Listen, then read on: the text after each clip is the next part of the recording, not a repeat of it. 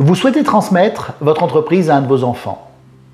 Si vous la donnez, vous ne paierez que sur 25% des droits de donation et vous aurez un abattement de 50% si vous avez moins de 70 ans. Le coût des droits de donation des entreprises est beaucoup plus faible que si vous donniez autre chose. Si par exemple un couple donne un immobilier à un enfant de 5 millions d'euros, le coût est de 34%, c'est-à-dire 1 700 000 euros.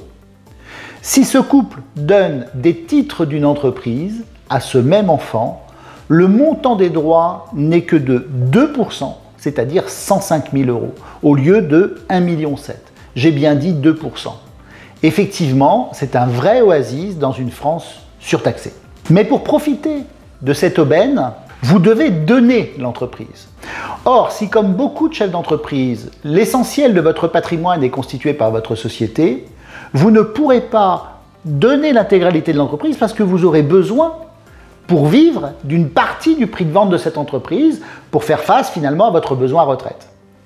Deuxièmement, si vous avez 2 enfants ou plusieurs enfants, qu'un seul le reprend, eh bien, vous devrez pouvoir rééquilibrer la donation pour les autres enfants, pour être équitable, et dans ce cas-là, vous serez obligé de vendre une partie de votre entreprise pour indemniser les autres enfants, pour être équitable entre eux. J'accompagne depuis 20 ans des chefs d'entreprise qui transmettent leur société.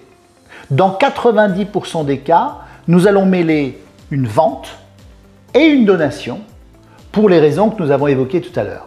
Nous avons mis au point une méthode d'analyse qui consiste à vous permettre, à vous et votre conjoint, d'être à l'abri du besoin toute votre vie, que vous ayez été équitable entre vos enfants, que votre entreprise survive à la transmission et que le coût fiscal et économique de la transmission soit supportable pour la société et pour vous-même. Plusieurs acteurs dans la stratégie. Un expert comptable pour l'évaluation, un avocat fiscaliste qui va rédiger les pactes du trade et qui va valider fiscalement l'opération. Un avocat en droit des affaires qui va nous constituer les sociétés, rédiger les statuts et les pactes d'actionnaires. Un notaire pour les donations, un banquier pour le financement lorsqu'on passe à titre onéreux et un assureur pour les assurances décès liées aux emprunts. Une multitude d'acteurs, beaucoup d'intervenants pour un projet très complexe. Mon métier est de suivre cette opération à vos côtés, de construire la stratégie avec vous, de la valider auprès de vos conseils. Une fois qu'on l'a validée, je vais timer les opérations et faire respecter chaque étape de manière à ce que l'on puisse finaliser l'opération dans le temps que vous nous aurez imparti. Une chose très importante, c'est l'anticipation des opérations. Les pactes du trade, par exemple, mettent plusieurs années à se mettre en place.